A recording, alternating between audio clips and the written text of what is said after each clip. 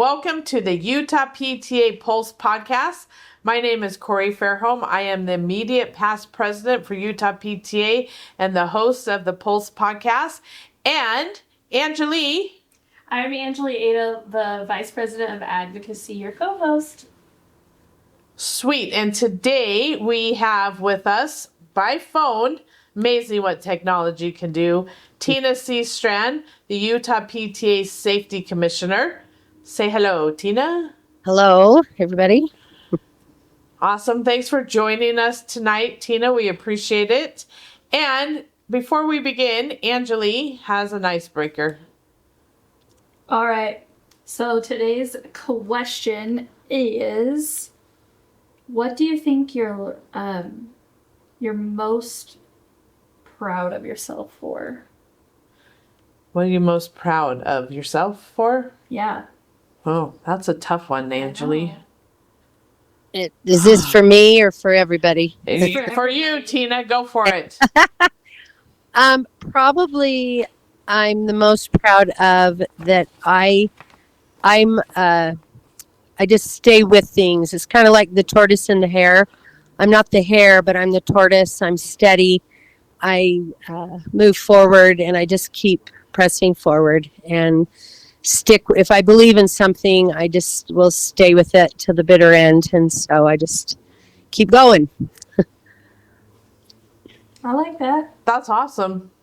That's awesome because you know what? There's things that get thrown at you all the time and you go, I give up. I'm done. Yeah. But if you keep going, that's awesome. That's great. Yeah. And I try to look at the positive and the bright side of things. And even when things seem dark and dismal, there's always a silver lining. And so I think because I'm older, I've lived long enough, things always turn around. So I try to be positive with that. So anyway.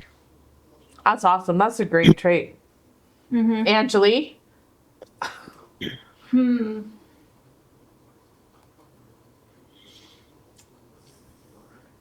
I don't know. That's a hard question. I'm not kidding. It's really hard.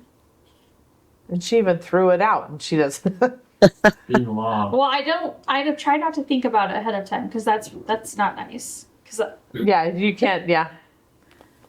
I don't want to prep too much. I don't know. I feel like, I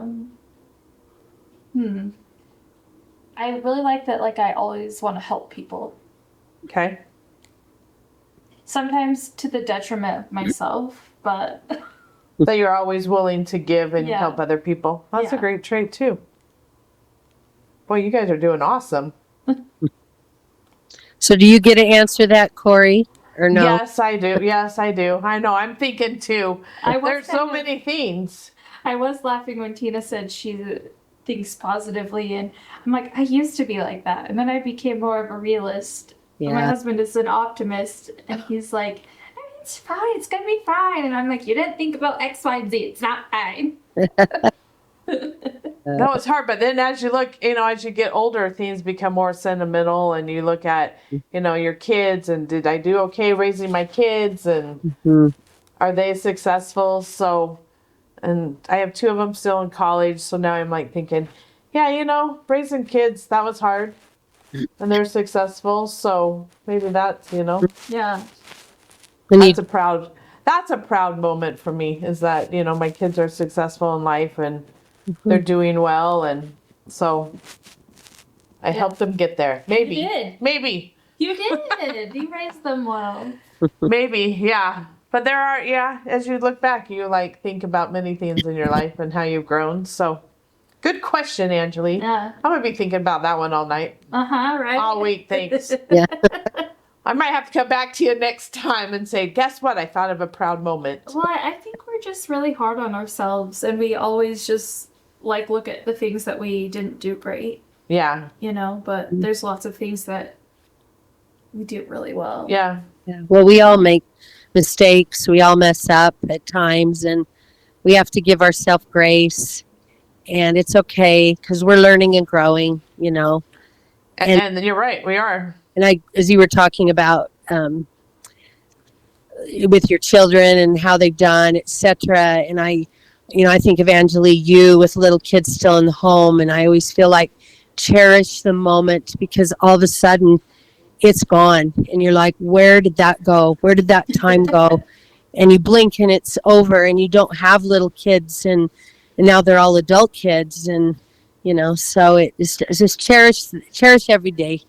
Life is a gift, so just cherish it. And you're right. And bad things will happen and good things happen, but you just keep plugging along, right? Yep. And you're right, Tina. My kids are all grown, and you're like, oh, I kind of miss the little kids Yep. and Yep. the football games and the lacrosse games, but Yep. you cherish those moments. So great. Thanks for saying all that. So you are the Utah PTA Safety Commissioner. Tell us what does a commissioner do? Well, I do a lot of stuff more than when I was the digital wellness specialist. I've got a lot more meetings I attend. I'm more aware of a lot more subject matter. It was all digital safety before, and now I have this list it's expanded, and so I'm having to think about more things. I'm involved with other organizations. Like I had a board of directors meeting today with a organization that we just signed the MOU for, UCAP, and so it's a learning and growing experience for me as I'm seeing what other organizations are doing to help our community here in Utah, our state. And so I'm involved with a lot of other organizations. I'm involved a lot more heavily with the PTA. There's more meetings, and I'm learning deeper advocacy. I just listened to a school security task force meeting that was up at the legislature about a little over a week ago, and so just there's always something I'm needing to be aware of and do. So That's awesome. So, what are some of the key safety issues and things that Utah PTA is concerned about going into the legislative session this year? Are there going to be any bills we should be worried about?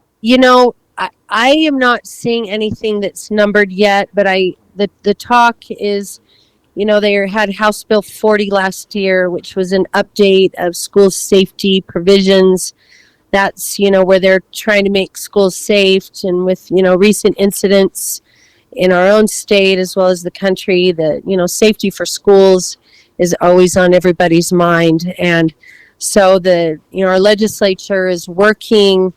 They make these laws of things we have to do, and then the challenge is then all the each school district, the LEAs, they need to comply, and some school districts are better at it than others. We have a lot of districts in the rural part of the state that it's really hard, and the big talk today as I was listening to it, some of the things was just funding, and we're good at, or I should say the legislature is good at wanting to create safe schools, but then there has to be a fiscal note tied to that so that these districts can actually do what is being requested of them. So the funding is a big topic, and it's being told, legislature is being told that they need to help fund what they're requesting. So hopefully that will be something that we can work on in January. So. Well, the funding thing is hard because I don't think anyone would say that school districts don't want to make their schools safer. Oh, sure. I don't think anyone says that, but they're like, we only have so much money. Yep. And so it's hard when they're expected to do X, Y, and Z and it's not funded. Yep. Well, and safety is such a big issue. And there's such a big concern with safety in schools because you see what's happening across the state, and we're having incidences at school concerning safety. And when you send your child to school, they're safe. We want them safe and protected, that they come home safe. So there are some real issues that we got to be concerned about. Yeah. Yeah. And the students want to feel safe and that they're going to a safe environment because that affects their ability to learn. And if they go to school feeling anxious and having anxiety attacks because they're worried about what might happen, that doesn't help their ability to learn. And so that's all tied into the health of it. So And that's true. And that's what we got to really focus on because, we want our children safe. So absolutely. So I think you got a big job, Tina. Mm-hmm. You got a huge job this year at the session and making sure our kids, the Utah PTA is letting everyone know that we are concerned about our safety of our school students. Yep. Mm-hmm. Yep. So yeah, So the that's safety, there's so much that, we have the schools say, child wants to feel safe. The parents want their child to feel safe, but then they get there and because of devices, we're dealing with, and without the devices, we've always dealt with bullying. And so children cannot feel safe, not because of a firearm, but because of people hurting them, whether it's talking to their face or online. And so, we just developed the cyberbullying resolution, which we'll be able to use at the next session. And I'm that was the other thing I was just going to mention is there's a lot of talk about all the stuff that's coming because of the cyber world and technology, and it's not just the things that people do for bullying, but it's all the cyber attacks that are happening, and the districts are having to work so hard to protect our students, their data. And so that's another whole thing. And boy, that was talked about as how do we protect, higher ed, but then K through 12, how do we protect students' information? Anyway, that's just another one too. and you bring that up. There's so many aspects of safety. There's the digital wellness, the protecting the cyberbullying, bullying, guns, safety. Yep. Safety in school. So yeah, that's amazing. And you said that you've attended several other partners meetings. What other committees do you serve on? The outside partners that. Right. So the main one that's begun is Utah Coalition Against Pornography. I was in a board meeting today. They're having a conference on November 8th down in St. George. And, that's all about protecting children from the harm of pornography. And so, which is kind of the center core of a lot of the harm that's coming over digital media. And so that's one. And then there's Safe UT, which I'm just getting lined up with. I was at another meeting on suicide prevention. And so that ties together with how does, digital safety is affecting suicide rates and how are we doing and how do we help students protect themselves. And so I attended a meeting last week with that. And wow, let's see. I know that there's some others that are coming up that are on Zoom. And a lot of it is, and how safety connects to mental health with, NAMI, National Alliance for Mental Illness. We have a group here in Utah, a chapter, I should say, in Utah, and they're getting going. And so they were at the suicide prevention meeting. And so, safety connects to health too, very much so. And so we're just always looking at how do we help kids with all these safe aspects so that their mental health, so that they can learn. So it's all tied together. Yeah, and safety and health do overlap a lot with each other. So Yep. that's great information. Yeah. Man, you do a lot. There's a lot of aspects of safety. I feel like a lot of our commissioners, we say that they're over safety or health or education, but they all include so much Of each other's. Yeah. Yeah. they all kind of tie together, but they really cover such broad topics that it's a lot. No, there's a lot. And just when Tina listed everything, cyberbullying, gun safety, mental health, internet safety, there's a lot. Mm-hmm. A lot more than what we ever faced as children, right? Yeah. Yeah, Maybe we just exactly. weren't aware. I don't know. So, Tina, what would a local safety commissioner do? And do local PTAs have safety commissioners?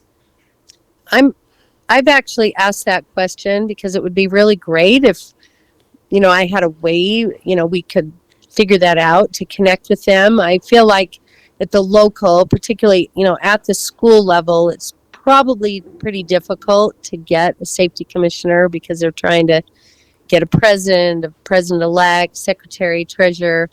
We need the legislative vice president that's going to advocate. And so those tend to take more of our volunteer up front. But I think that the PTA itself, and if they have someone that wants to be involved, I think it'd be great. And I would love to connect with them on that, that we could talk and they could understand, what the different aspects of safety.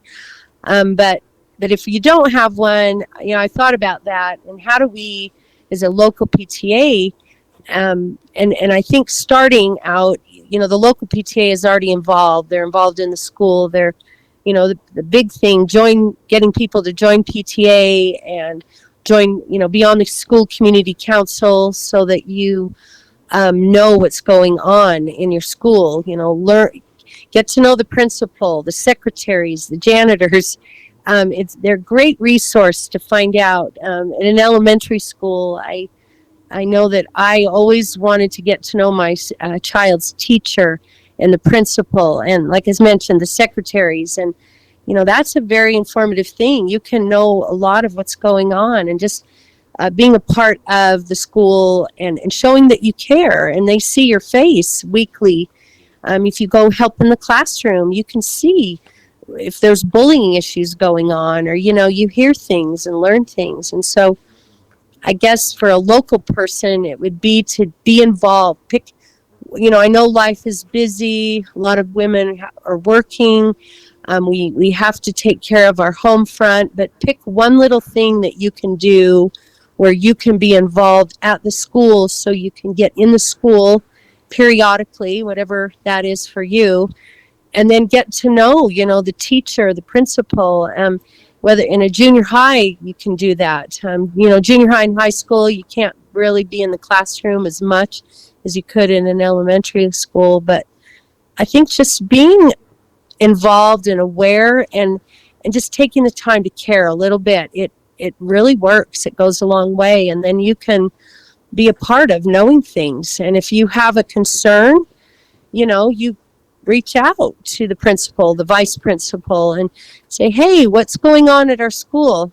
Don't be afraid to ask questions. That's one thing. The National PTA, I actually was looking that up today, knowing I had this podcast coming up, and the National PTA actually has, it's called Mobilizing Family Stakeholders, and they say get in the know what's going on, ask questions at your school, and then take action and be involved. So we kind of have a pattern of how we can help and know things. And that's great because, if there's safety issues, even just walking to school, the roads and the crosswalks and making sure that those are safe. So, walk your kids to school, see what the roads are like and how, obstacles they face along that way. Just getting involved and being aware of your surroundings and your community. So I like that advice. Well, we talked about this earlier on a different podcast, but we talked about how it's really good for PTAs and school committee councils to work together. Yeah.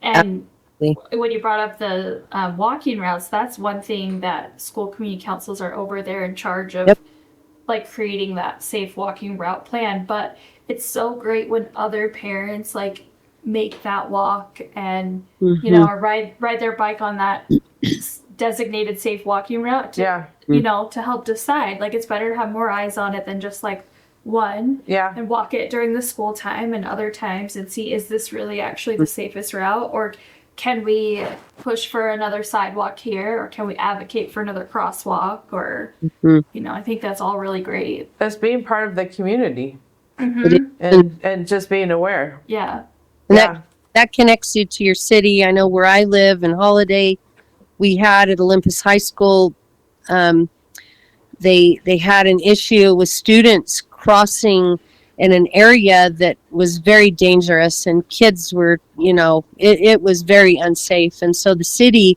they got Holiday City to step in and help. And we need another crosswalk with flashing lights at this location. And so, and it was, with the community council and with the community. And so, because cities really want their schools to be safe also. They don't want to be in the news that someone was hurt in their city, because then it looks bad on them. And so we do, like you say, we need to communicate. And Angelee, I'm a big believer.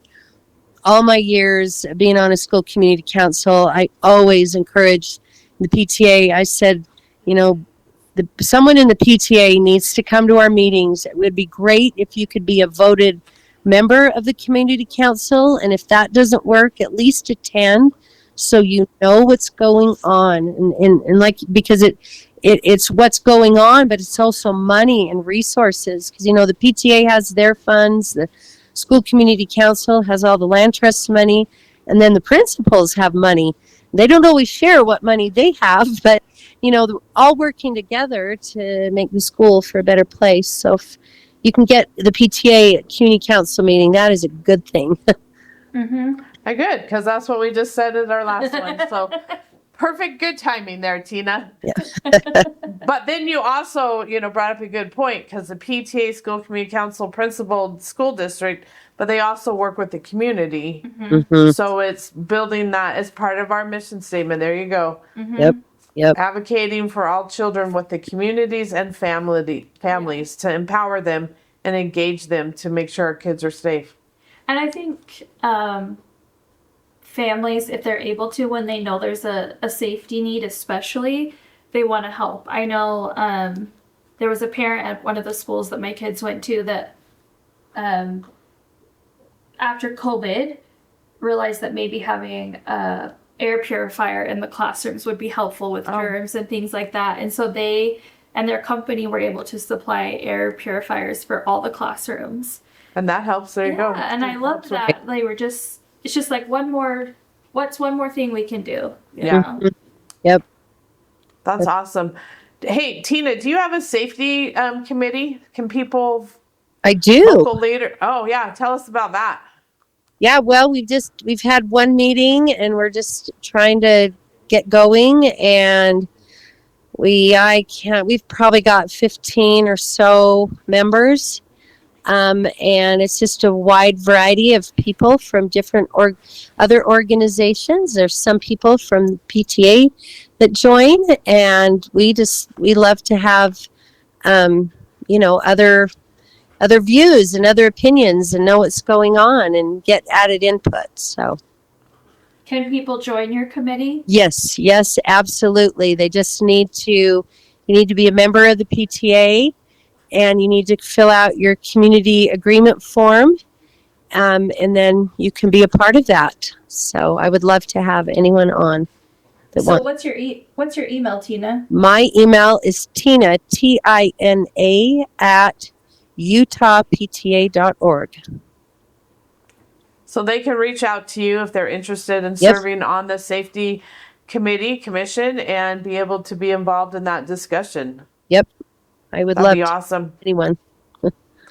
And especially since there might be some safety issues that the legislature will be covering, more voices, right? Yep. Would be great.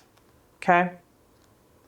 Well, man, thank you for your time and what you do for the Safety Commission of Utah PTA, because that's a big job. And we appreciate what you're doing, because there are so many things that we need to be aware of and speak to. Yep. No, I appreciate that I've had the opportunity to just be a part of a good organization and just do my little part. And I marvel at everyone else around me that's working very hard and knows a lot, and I'm just always working to be better. So just trying to learn. Thank you. Thank you, because, we've been doing this for 100 years, and what? Safety was a big issue 100 years ago. Still is. So Still is. Let's just keep moving it along and making sure our kids are safe at school. So thank you for school and in the community and in their lives, right? So it's the whole thing. It's the whole child. Yes. So anything else you want to add, Tina? No, I just appreciate this opportunity that you invited me to come, and I just enjoy doing this work, and I can just keep moving forward, just like I said before. Well, thank you for taking the time to be on the podcast tonight and Yep. for the things you do as safety commissioner. So, Tina, at home you can dance. Ready, go.